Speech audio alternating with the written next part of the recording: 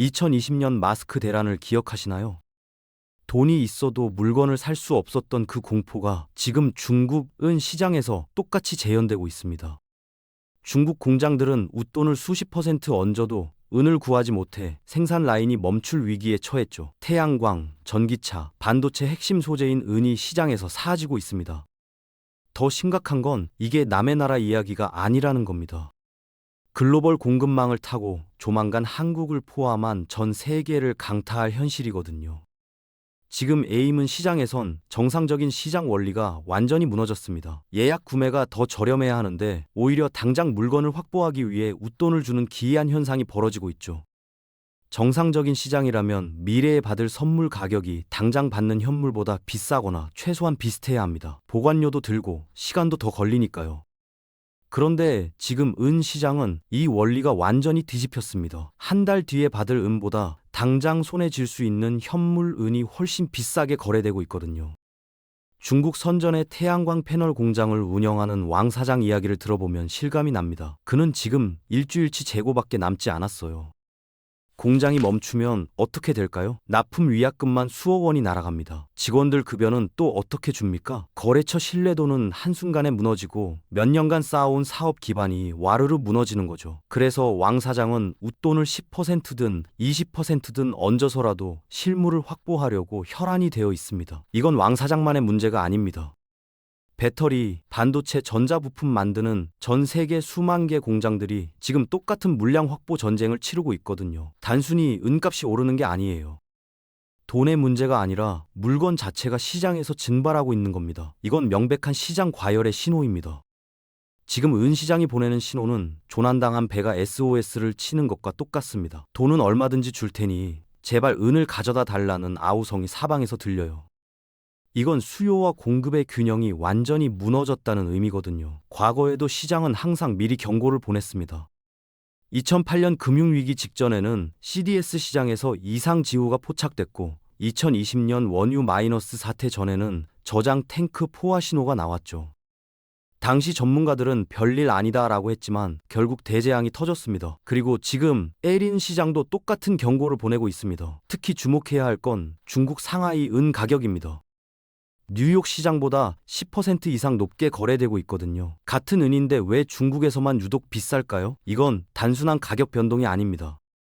중국 내부에서 심상치 않은 수급 불균형이 발생했다는 강력한 전조 현상이에요. 글로벌 시장에서 같은 상품이 특정 지역에서만 비정상적으로 비싸게 거래된다는 건 그 지역에 뭔가 큰 문제가 터졌다는 신호입니다.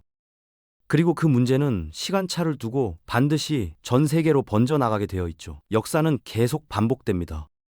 중국 정부는 올해 2월 1일 예고 없이 은 수출 허가제를 시행한다고 기습 발표했습니다. 표면적으로는 허가제라고 하지만 실상은 완전히 다릅니다. 복잡한 서류 심사에 기약 없는 승인 대기, 언제든 반려될 수 있는 불확실성까지 더해지면 사실상 수출 금지나 다름없거든요. 이게 얼마나 충격적인 조치인지 비유를 들어볼게요. 이웃 간에 쌀을 빌려주고 받던 관계였는데 어느 날 갑자기 정부가 나타나서 쌀 한 톨도 허가 없이 밖으로 못 내보낸다고 선포한 겁니다. 그동안 서로 필요할 때 융통해왔던 관계가 하루아침에 끊긴 거죠. 중국은 전 세계 애인 공급의 절반 가까이를 차지하고 있습니다. 채굴뿐만 아니라 재련과 정제 분야에서도 압도적인 점유율을 가지고 있죠. 전 세계에서 채굴된 은이 중국으로 모여서 정제된 후 다시 퍼져나가는 구조였어요.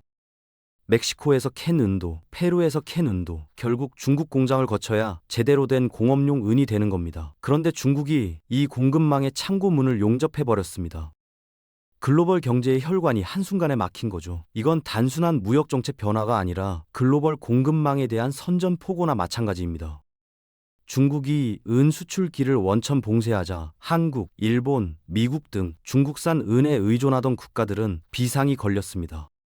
수십 년간 글로벌 공급망의 심장 역할을 하던 중국이 자원을 무기화하면서 전 세계적인 대혼란이 예고되는 거죠. 한국 기업들도 예외가 아닙니다. 중국산 A인 의존도가 매우 높기 때문에 이 공급 파이프라인이 막히면서 직접적인 타격을 입고 있어요. 삼성, LG, SK 같은 대기업들도 긴급 대책 회의를 열고 있고 중소기업들은 이미 생존의 기로에 서 있습니다. 평택의 한 전자부품 업체 대표는 이러다 정말 문 닫는 거 아니냐며 절박한 목소리를 냈어요. 중국이 전 세계를 상대로 자원을 볼모로 잡고 통제에 나선 건 단순한 무역 정책 변화가 아닙니다. 이건 계산된 전략적인 움직임이에요.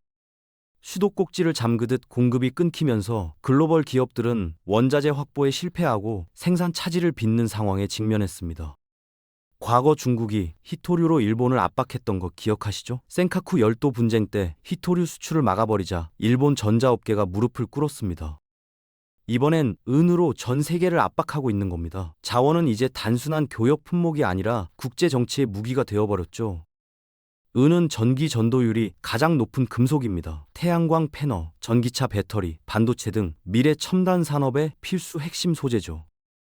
은 없이는 휴대폰, 노트북, TV 등 대부분의 전자제품을 만들 수 없습니다. 그러니까 엔 공급 중단은 곧 산업 전체의 마비를 의미하는 거예요.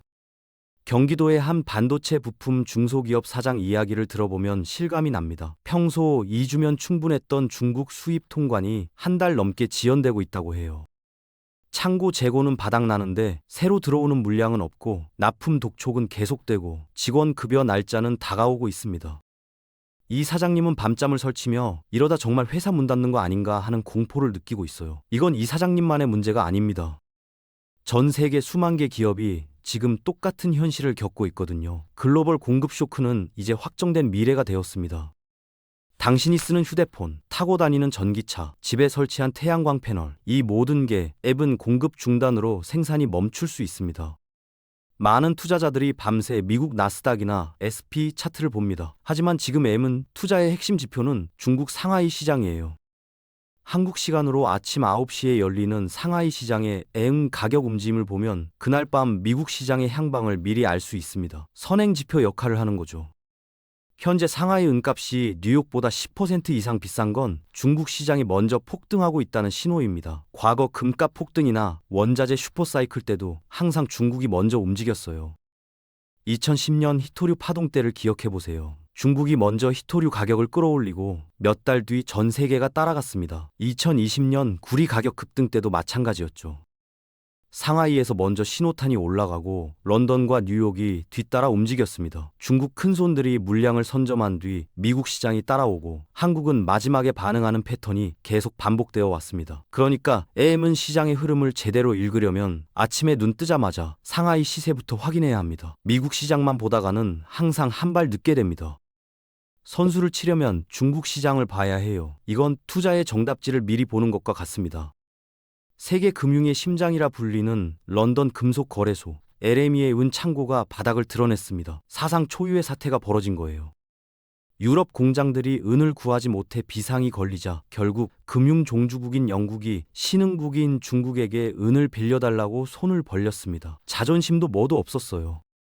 공장이 멈추면 끝이니까요. 그런데 중국이 제시한 조건을 들어보면 입이 벌어집니다. 600톤을 빌려주는 대신 연 30%라는 살인적인 이자율을 요구한 거예요. 고리대금 수준이죠. 은행 대출을 이자가 5%인 시대에 30%라니 이게 정상적인 거래입니까? 하지만 유럽은 받아들일 수밖에 없었습니다. 공장 가동을 멈출 수 없으니까요. 이 사건은 중국이 자원의 우위를 바탕으로 얼마나 강력한 협상력을 가졌는지 적나라하게 보여줍니다. 그런데 재미있는 건 이 사건 이후에 벌어진 일입니다. 중국 역시 자국의 은 재고가 넉넉지 않다는 걸 깨달았어요. 600톤을 빌려주고 나니 자기들도 불안해진 거죠. 그래서 이후 외부 반출을 더욱 엄격하게 통제하기로 결심하게 됩니다.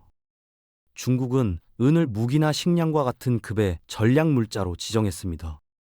이제 국가가 직접 관리하고 통제하기 시작한 거예요. 중국 내에서는 민간 기업이나 개인이 은을 자유롭게 거래할 수 없습니다. 오직 국영 기업을 통해서만 취급이 가능하죠. 이게 얼마나 심각한 조치인지 아시겠어요? 마치 전쟁 중에 배급표를 나눠주고 식량을 통제하는 전시 경제영제 시스템과 똑같습니다. 돈이 있어도 허가받은 양 외에는 살 수 없어요. 6.25 전쟁 때 쌀 배급받던 시스템을 떠올려 보세요. 그때도 돈이 있어도 배급표 없으면 쌀 한 톨 못 샀잖아요.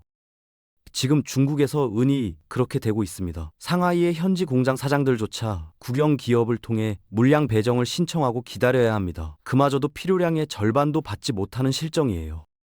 한 달에 10톤이 필요한데 5톤만 배정받으면 어떻게 됩니까? 공장 가동률을 절반으로 줄이거나 아예 문을 닫아야 하는 겁니다.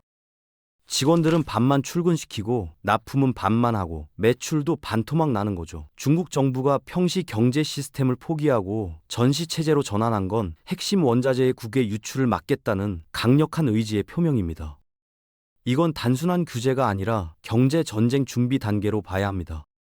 불과 몇 년 전 5천 톤에 달했던 중국의 은 창고 재고가 현재 900톤으로 급감했습니다. 약 80% 이상이 증발한 거예요. 사라진 4천 톤 이상의 은은 어디로 갔을까요?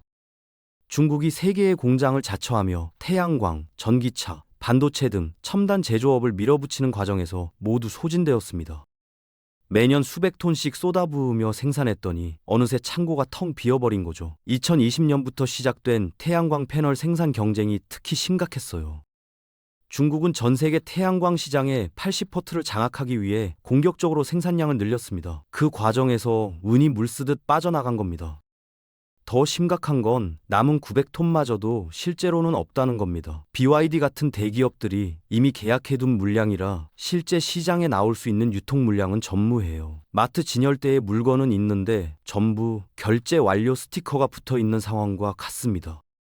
돈을 들고 가도 살 수 있는 물건이 하나도 없는 거죠. 중국 정부가 수출 금지, 국영기업 독점 등 극단적인 조치를 취한 근본적인 이유가 바로 여기에 있습니다. 자국 내 사용할 재고조차 바닥나고 있음을 뼈저리게 느낀 거예요. 이제 한 톨도 밖으로 내보낼 여유가 없다는 겁니다. 이번 이은 사태의 본질은 단순한 부족이 아닙니다. 미래 50년 경제 패권을 둘러싼 미국과 중국의 총성 없는 전쟁이에요. 미국이 은을 핵심 광물로 지정하고 탈중국을 선언하자 중국은 즉각적인 수출 금지로 맞대응했습니다. 강대 강으로 충돌하고 있는 거죠. 과거 석유 파동이나 히토류 분쟁을 떠올려 보세요. 강대국들이 자원을 놓고 싸울 때마다 해당 자원 가격은 폭등했습니다. 1970년대 석유 파동 때 유가는 4배로 뛰었고 2010년 히토류 분쟁 때는 가격이 10배 넘게 올랐어요. 이번에도 애인 가격 상승은 불가피합니다. 더 심각한 건 지금 시장에서 벌어지고 있는 기현상입니다. 선물 가격과 실물 가격 사이에 거대한 괴리가 발생했어요. 뉴스에 나오는 가격보다 15% 이상 웃돈을 줘야만 실물을 구할 수 있습니다. 일부 은 펀드는 실물 은 고갈로 인해 신규 가입을 중단했어요. 더 무서운 건 기존 투자자들의 환매 중단 우려까지 제기되고 있다는 겁니다. 은행에서 뱅크런이 일어나듯 인 펀드에서도 비슷한 사태가 벌어질 수 있다는 얘기죠. 중국발 공급 쇼크, 창고 재고 증발, 미중 자원 전쟁, 모든 신호는 은이 단순 귀금속을 넘어 국가 안보 자산이 되었음을 가리킵니다. 투자자들은 매일 아침 상하이 시세를 확인해야 합니다. 시장의 선행 흐름을 파악하는 게 생존의 열쇠거든요. 종이로만 은을 보유한 경우엔 실물 인출이 불가능해질 위험이 있습니다.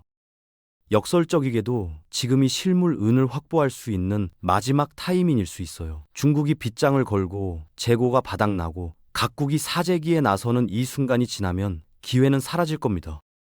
은은 이제 미래 산업 패권 전쟁의 핵심 물자입니다. 당신의 선택이 5년 후 자산의 운명을 결정할 겁니다.